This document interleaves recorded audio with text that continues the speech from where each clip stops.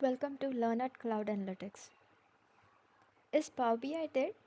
That's a question I've been hearing a lot recently, especially with Microsoft Fabric gaining attention. Some people are even saying Power BI is getting replaced. But is that actually true or just a hype?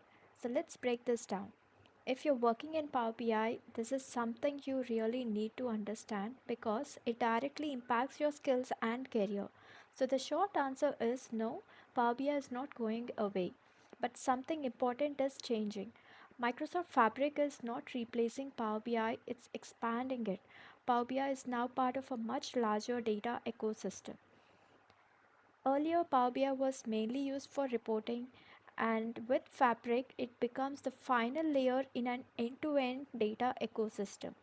So, with my experience working in enterprise environments, Power BI is still very relevant. The way we use it is evolving.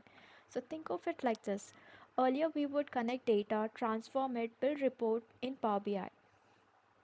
Now with Fabric, data comes into one lake, gets transformed, stored, and then visualized using Power BI. So this is where people get confused. They think that they need to learn everything, but that's not true.